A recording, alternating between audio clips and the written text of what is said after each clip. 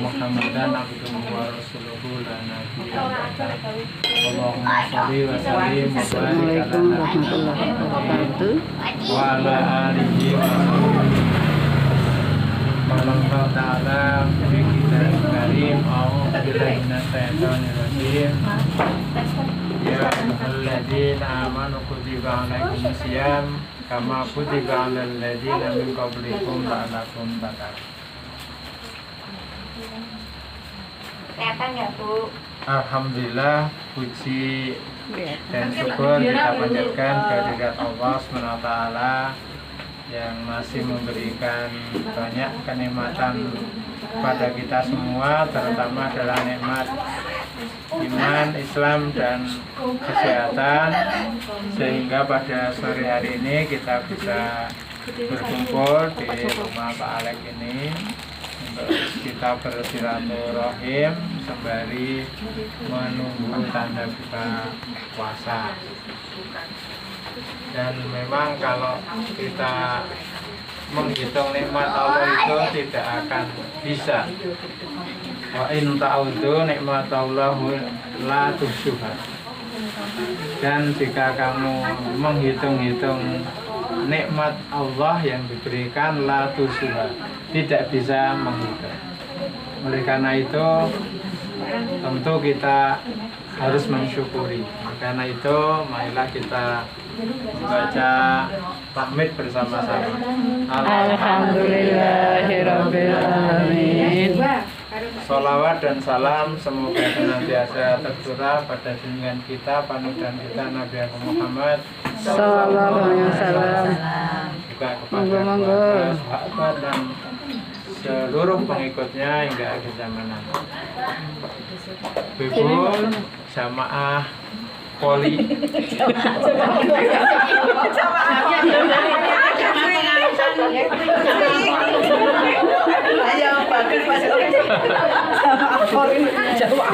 yang insya Allah dimuliakan Allah SWT. Sembari kita menunggu buka puasa, kita isi dengan ya sedikit kita apa istilahnya ya bukan ngaji ya, tapi kita belajar bersama terhadap ajaran agama kita yang sudah kita yakini kebenarannya. Karena memang agama yang diridhoi Allah, yang diterima oleh Allah itu hanyalah Islam. Sesuai dengan firman Allah, inna dina indallah Islam. Sesungguhnya agama yang diridhoi, diterima oleh Allah itu hanyalah Islam. Oleh karena itu kita mantapkan ya, dalam beragama, dalam berkeyakinan itu kita mantapkan. Banyak sekali wahana, media, forum yang bisa kita gunakan untuk menguatkan iman kita ini. Karena emang iman kita itu harus bertahan terus, harus istiqomah terus, konsisten terus, sampai kita nanti menghadap Allah itu harus dalam kondisi Islam. Maka harus kita yakin Islam. Kalau sampai kondisi kita itu bukan Islam, maka tentu kita akan sangat merugi. Nah, dalam salah satu firman Allah ditegaskan, a'udzubillahi minasyaitonir rajim, ya ayyuhalladzina amanu taqullaha haqqa tuqatih wa la tamutunna illa wa antum muslimun. Hai orang-orang yang beriman, bertakwalah kamu kepada Allah dengan sebenar-benarnya takwa. Wala tamutunna, dan janganlah kamu mati illa wa antum muslimun, kecuali dalam keadaan beragama Islam. Nah, tentu tidak gampang menjaga keislaman kita itu, karena di dalam kehidupan itu banyak sekali faktor-faktor yang mempengaruhi sehingga sering menggoyangkan akidah kita, Islam kita, iman kita itu sering tergoda. Terutama tentu adalah pada tawaran atau mungkin keinginan-keinginan yang kita ingin capai tapi sulit, kemudian ada orang lain yang ingin membantu kita tetapi dengan latar belakang atau motivasi agar iman kita, Islam kita itu hilang dari diri kita. Maka ada orang yang sering mempengaruhi kita, misalnya orang yang mungkin kekurangan pangan maka akan diberikan iming-iming itu dengan pangan, misalnya mungkin dengan beras, dengan mie instan, bahkan mungkin juga kalau tidak punya uang ya diberi uang itu. Kalau tidak punya pekerjaan diberi pekerjaan, kalau tidak punya pasangan hidup dicarikan pasangan hidup.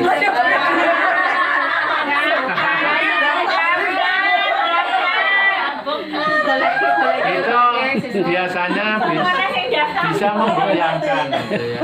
Menggoyangkan iman kita, tetapi harus berpindah agama. Nah itu yang harus kita jaga di situ. Pokoknya sampai mati kita harus dalam kondisi muslim. Itu wala tamutuna illa wa antum muslim. Nah, jadi itu beratnya kita karena menghadapi berbagai faktor, berbagai situasi, keadaan yang kadang-kadang memaksa kita untuk berpikir, gitu ya, seperti itu. Nah, kita berislam itu ada yang memang karena keturunan, dan kebanyakan memang berislam itu karena keturunan, bukan karena kan beda lagi kalau misalnya Islam itu mu'alaf, seorang mu'alaf itu berarti bukan dari lahir ya, dari lahir itu. Nah, kalau kita ini kebanyakan Islam itu sejak lahir karena orang tua kita juga Islam. Kita Islam itu diawali dengan tentu saja suatu syarat ya. Untuk masuk Islam itu ada suatu syarat. Terima kasih. Gerbang masuk Islam itu yang disebut dengan syahadat. Ya. Syahadat. Gowong itu apa kuwi? Kita berapa kali kira-kira sehari bersyahadat, Bapak Ibu? Bungkus.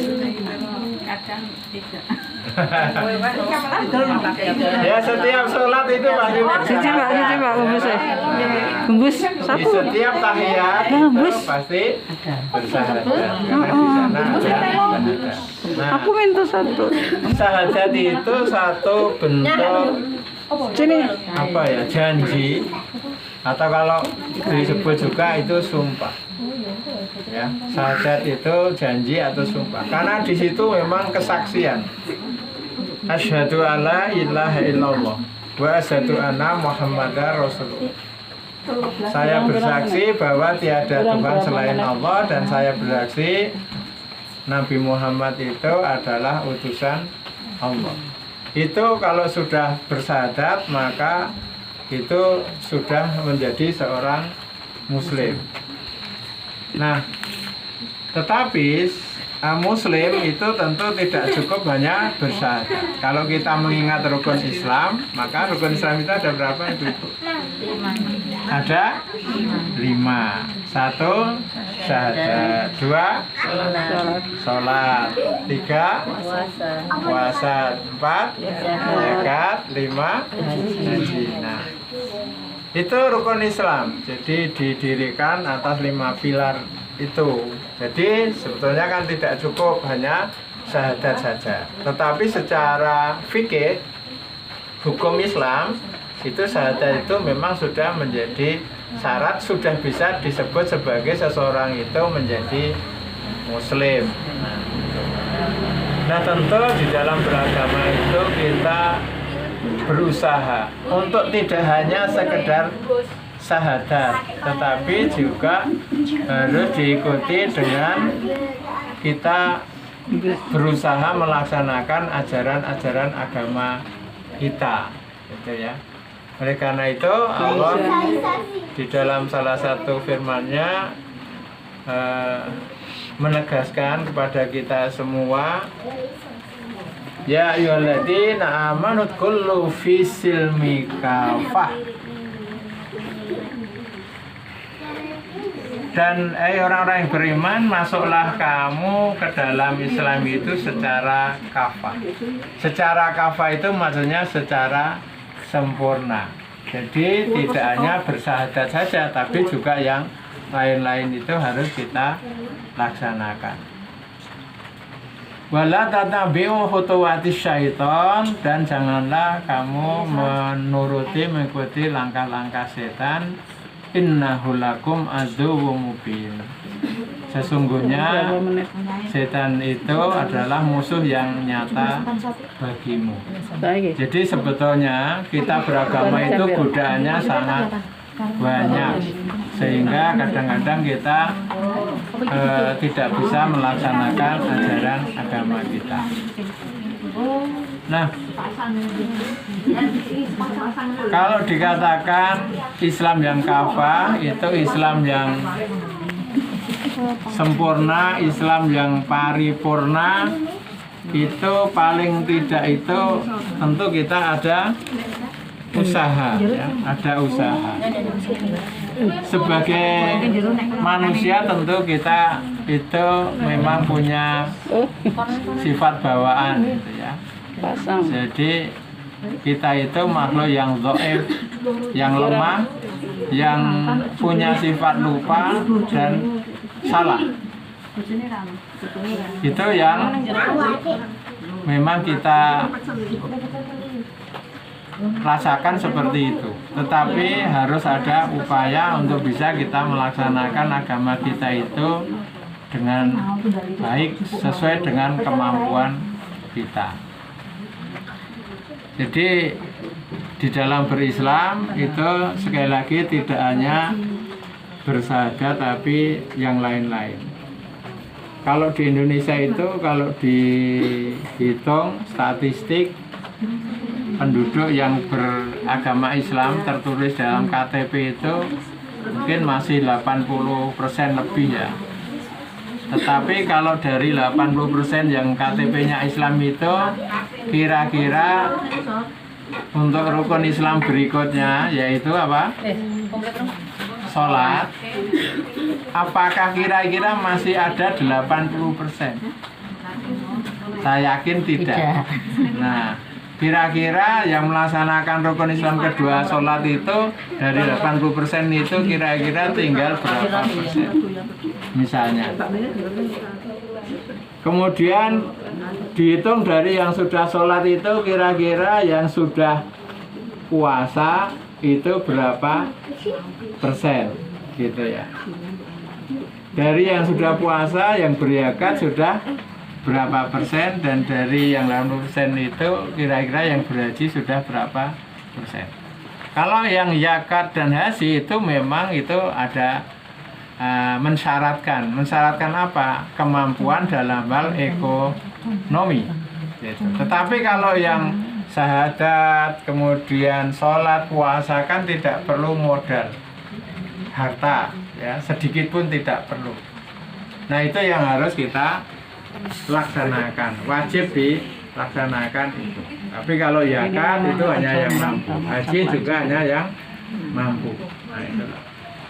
Jadi bagaimanapun keadaan kita, maka jangan sampai kita itu meninggalkan sholat, ya. Sesibuk apapun kita jangan sampai meninggalkan sholat. Hanya saja memang dalam kondisi tertentu Allah itu memberikan keringanan, ya, keringanan. Misalnya kita dalam kondisi sakit, tidak bisa sholat sempurna gerakannya dari mulai berdiri, sujud, ya, berdiri, misalnya ruko, kemudian tidak sujud, duduk lagi, begitu. Kita tidak mampu karena gangguan kesehatan, maka Allah tidak mengharuskan seperti itu, semampunya. Misalnya dengan duduk di kursi. Kalau duduk tidak bisa, kok ini sakit harus dalam keadaan berbaring, tiduran, ya enggak apa-apa, seperti itu. Kita tiduran, semampu kita. Kalau dokter tidak membolehkan tubuh kita tersentuh air untuk wudhu, maka juga tidak perlu wudhu, diberi oleh Allah cara lain, yaitu tayamum. Seperti itu. Nah, alhamdulillah sudah gemuk. Jadi sudah selesai tugas saya mengisi. Intinya di akhir, marilah kita berupaya semampu kita untuk melaksanakan agama kita itu dengan baik, sesuai dengan apa yang kita pahami, kita kuatkan. Tapi tentu kita harus belajar, ya, belajar terus, tidak ada waktu untuk tidak belajar. Terima kasih, saya kembalikan waktunya ke Mbak Tati, ada kurang lebihnya mohon maaf. Assalamualaikum warahmatullahi wabarakatuh. Waalaikumsalam warahmatullahi wabarakatuh. Mantap nuwun Pak Joko untuk ilmunya pada sore hari ini. Semoga kita bisa mengambil hikmah dari apa yang telah disampaikan oleh Pak Joko, dan kita bisa mengambil pelajaran untuk itu. Langsung saja karena waktu sudah azan, waktu berbuka, monggo kita berdoa bersama-sama untuk berbuka bareng-bareng. Doa berbuka puasa dulu nggih. Bismillahirrahmanirrahim.